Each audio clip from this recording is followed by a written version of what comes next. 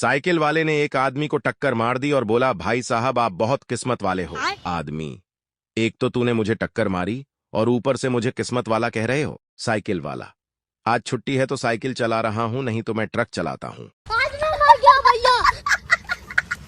कंजूस आदमी पंडित जी को कम पैसे देते हुए, कोई ऐसा उपाय बताइए कि पैसा ही पैसा हो जाए। पंडित जी, चिंता मत करो बालक, एक ऐसा मंत्र बताऊंगा, जितनी बार बोलोगे उतनी बार धन की प्राप्ति होगी। रोज किसी चौक चौराहे पर जाओ और बोलो, अब भगवान के नाम पर दे दे रे बाबा। दुकानदार, कैसा सूट दिखाऊं? महिला, भैया ऐसा सूट दिखाओ कि पड़ोसन तरप तरप कर दम तोड़ दे। दुकानदार रह गया हैरान। एक जाट भाई दिल्ली गए और रेलवे स्टेशन पर अखबार वाले से कहा, जाट भाई एक अखबार देना। अखबार वाला, हिंदी या अंग्रेजी? जाट, भाई कोई सा दे दे, मने तो रोटी लपेटनी है।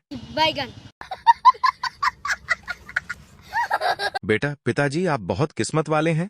पिताजी, वो कैसे बेटा? बेटा, क्योंकि मैं फेल हो गया हूं, आपको मेरे लिए नई किताबें नहीं खरीदनी पड़ेगी। एक प्रेमी की दुख भरी दास्तां। मेरी मोहब्बत को उसी दिन खत्म हो गई थी जिस दिन मैंने तुम्हें पर्दे से नाक पोंछते हुए देखा था। बात तो सही है।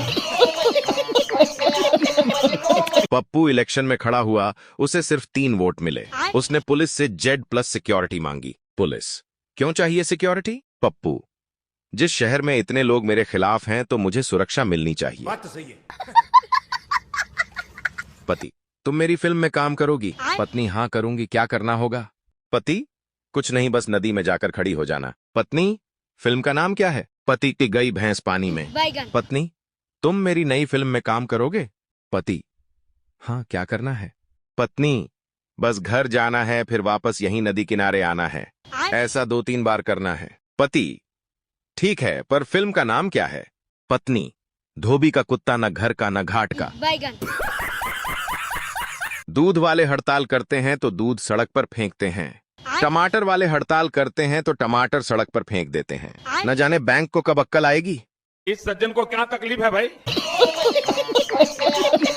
मोहब्बत बस यात्रा की तरह होती है और शादी विमान यात्रा के समान।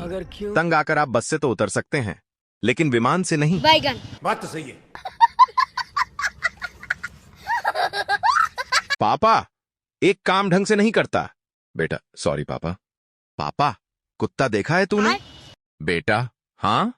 पापा, वैसी ही शक्ल है तेरी। बेटा, लेकिन मम्मी तो कल कह रही थी कि तू पापा जैसा ही दिखता है।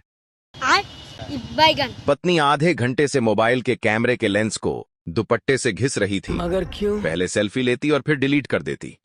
पति लैपटॉप पर काम करते करते ये नजारा चुपचाप देख रहा था। काफी देर सब्र करने के बाद जब पति से रहा न गया तो उसने बोल ही दिया, एक बार मुंह पर भी कपड़ा मार के ट्राई कर लो, बस फिर क्या। अब पति 5 दिन से घर के सारे काम कर रहा है। दुकानदार, मुझे 1 घंटे हो गए आपको कपड़े दिखाते हुए, मुझे अफसोस है कि आपको कुछ पसंद नहीं करवा पाया। महिला, कोई बात नहीं, मैं तो वैसे भी सब्जी लेने निकली थी। पप्पू उदास बैठा था। गप्पू, क्या हुआ, क्यों उदास बैठे हो? पप्पू, अरे या पूछ मत, शादी से पहले मैंने भगवान से मांगा था कि अच्छी पकाने वाली देना, लेकिन यार जल्दबाजी में खाना बोलना ही भूल गया था। अब वो मेरा दिमाग पकाती है। किडनैपर, तुम्हारा बेटा अब हमारे कब्जे में है। माँ, बात करवाना जरा उससे। किडनैपर ने बेटे को फोन दिया। माँ, तू वहां क्या कर रहा है? अब धनिया लाके कौन देगा मुझे? पप्पू, पति क्या होता है? गप्पू, पति वह प्राणी है जो भूत प्रेत से बेशक न डरे, मगर पत्नी की 4 मिस्ड कॉल खौफ पैदा करने के लिए काफी है। पत्नी, चल तो रहे हो, मायके लड़ना मत, वो मेरे पापा का घर है।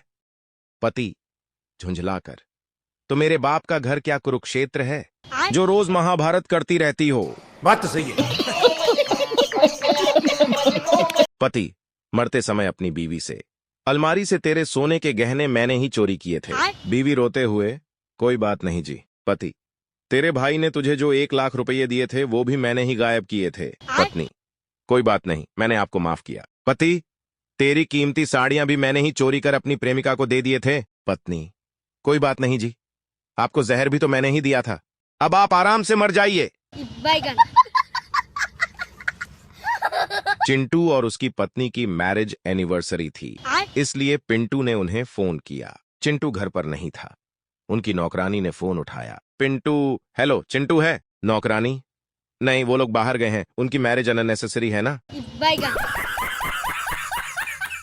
पप्पू पर बिजली का तार गिर गया। पप्पू तरप तरप के मरने ही वाला था कि अचानक उसे याद आया बिजली तो 2 दिन से बंद है। वापस उठकर हंसते हुए बोला, साला याद नहीं आता तो मर ही जाता। बैगन। एक शराबी डॉक्टर के पास पहुंचा और बोला, डॉक्टर साहब, मैं कई दिनों से बीमार हूं। डॉक्टर बोला, तुम्हारा लिवर फूल गया है। शराबी, इसका मतलब कि अब इसमें और ज्यादा दारू आ सकती है। डॉक्टर चुप और शराबी मस्त। टीचर, एक टोकरी में 10 आम थे, 3 सड़ गए तो कितने आम बचे? गोलू, 10। टीचर, अरे मूर्ख, 10 कैसे बचेंगे? गोलू, सड़े हुए आम कहां जाएंगे? सड़ने से केले थोड़ी बन जाएंगे। बैगन। कल एक साधु बाबा मिले। मैंने पूछा, कैसे हैं बाबा जी? बाबा जी बोले, हम तो साधु हैं बेटा, हमारा राम हमें जैसे रखता है हम वैसे ही रहते हैं। तुम तो सुखी हो ना बच्चा। मैं बोला, हम तो सांसारिक लोग हैं बाबा जी, हमारी सीता हमें जैसे रखती है हम वैसे ही रहते हैं। बैगन। एक बार एक वैज्ञानिक ने शादी क्या होती है ये समझने के लिए शादी कर ली। अब उसको ये समझ नहीं आ रहा कि विज्ञान क्या होता है। बैगन। लड़की, तुम किसी शादी ब्याह में नाचते क्यों नहीं हो? लड़का, नाचती तो लड़कियां हैं, हम तो भोले के भक्त हैं, पी के तांडव करते हैं। लड़की बेहोश। बैगन। पत्नी, शादी क्या है? पति, पति मान भी जाओ से लेकर भाड़ में जाओ तक का सफर ही शादी है, बाकी सब तो मोह माया है। पिक्चर हल के सामने का नजारा। आदमी, भैया यहां स्कूटर स्टैंड कहां है? संता, सर पहले आप मुझे अपना नाम बताओ। आदमी, पप्पू है। संता, अब अपने माता पिता का नाम बताओ। आदमी, मुझे पिक्चर देखने जाना है, आप मेरा समय बर्बाद किए बिना जल्दी बताइए, स्कूटर स्टैंड कहां है? संता, तभी तो बोल रहा हूं, जल्दी बताओ। आदमी, मेरी माता का नाम आशा देवी है और वो टीचर है। मेरे पिता का नाम राजेश शर्मा है और वो वकील हैं। संता, सब पढ़े लिखे हैं। आदमी, हां, अब तो बताओ भाई, स्कूटर स्टैंड कहां है? संता, पढ़े लिखे मां बाप की औलाद, स्कूटर स्टैंड स्कूटर के नीचे होता है। बैगन। पब्लिक टॉयलेट में लिखा था, दुनिया चांद पर पहुंच गई और तू यहीं पर बैठा है। पप्पू ने अपना दिमाग लगाया और नीचे लिखा, चांद पर पानी नहीं था इसलिए वापस आ गया। बैगन। टीचर, पप्पू बताओ, अकबर ने कब तक शासन किया था? पप्पू, सर जी, पेज नंबर 14 से लेकर पेज नंबर 22 तक। बैगन। पति, प्यास लगी है, पानी लेके आओ। पत्नी, क्यों ना आज तुम्हें मटर पनीर और शाही पुलाव बनाकर खिलाऊं। पति, वाह वाह, मुंह में पानी आ गया। पत्नी, आ गया ना मुंह में पानी, बस इसी से काम चला लो। बैगन। पप्पू अपनी पत्नी से, अच्छा ये बताओ, विदाई के समय तुम लड़कियां इतनी रोती क्यों हो? पत्नी, पागल, अगर तुझे पता चले अपने घर से दूर ले जाकर कोई तुमसे बर्तन मंजवाएगा तो तू क्या नाचेगा? बैगन। बात तो सही है। जज, घर में मालिक होते हुए तूने चोरी कैसे की? चोर, साहब आपकी नौकरी अच्छी है और सैलरी भी अच्छी है, फिर आप ये सब सीख कर क्या करोगे? बैगन। बैंक की कैशियर ने खिड़की पर खड़े आदमी को कहा, पैसे नहीं है। ग्राहक, और 2 मोदी माल्या को पैसा, सारे पैसे लेकर भाग गए विदेश में। कैशियर ने खिड़की में से हाथ निकाला और उसकी गर्दन दबोच कर कहा, साले बैंक में तो है, तेरे खाते में नहीं है भिखारी। बैगन।